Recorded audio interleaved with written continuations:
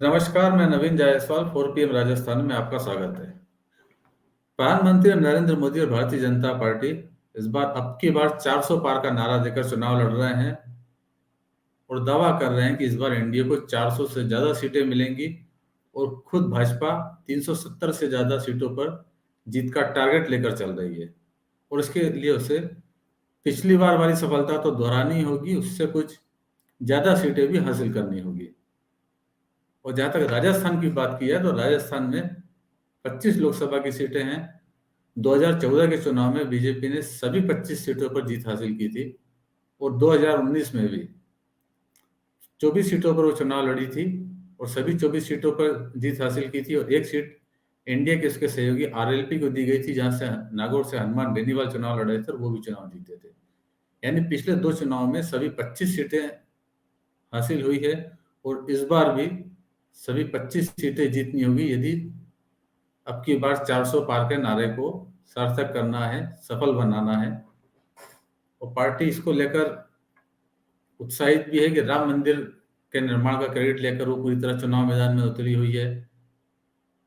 देश की दुनिया की टॉप 5 अर्थव्यवस्थाओं में भारत को शामिल करने का नारा है और साथ में 2047 तक भारत को विकसित राष्ट्र बना देना है।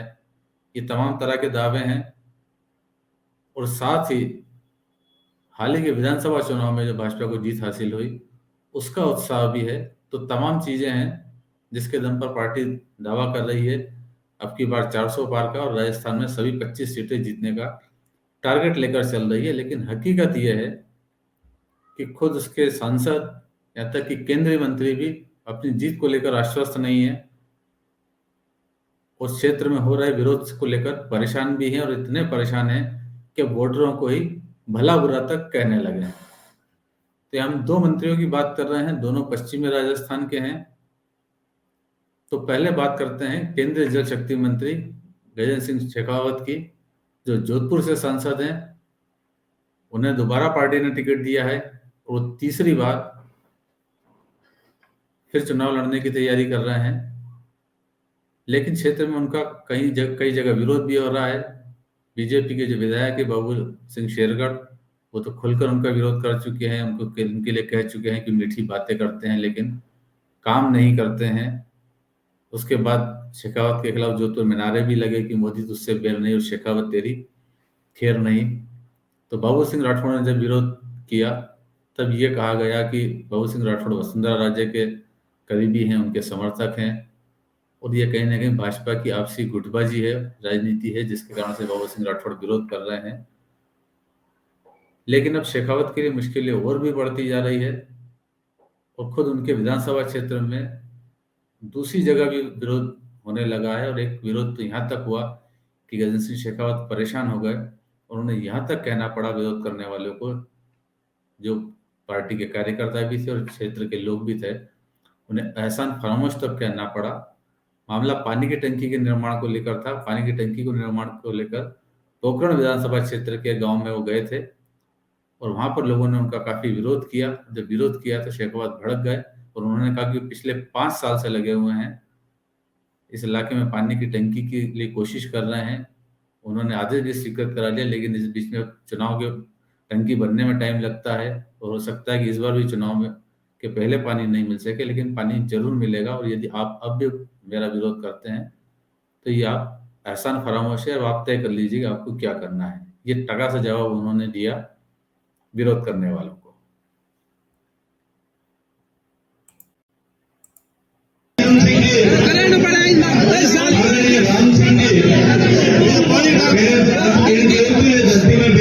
सारा पिता बुजुर्ग और युवा साथियों, हमारे प्रधानमंत्री नरेंद्र मोदी जी का संकल्प था कि हर घर तक पीने का पानी पहुंचना चाहिए और उसके लक्ष्य को लेकर के हर घर तक पीने का पानी पहुंचाने के लिए माननीय प्रधानमंत्री जी की योजना के तहत राजस्थान सरकार को 27,000 करोड़ रुपए दिए।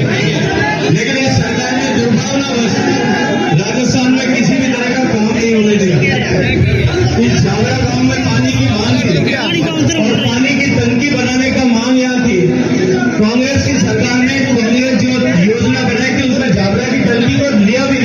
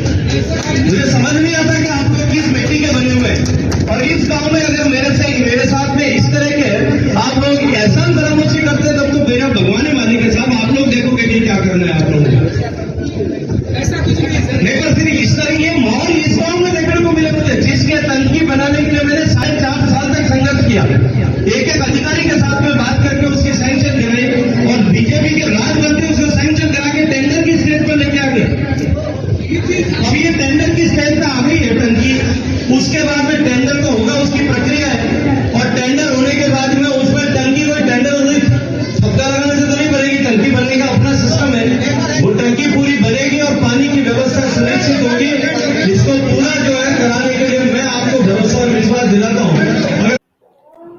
पश्चिमी राजस्थान से ही एक और मंत्री हैं, कैलाश चौधरी, कृषि राज्य मंत्री हैं, केंद्रीय कृषि राज्य मंत्री हैं और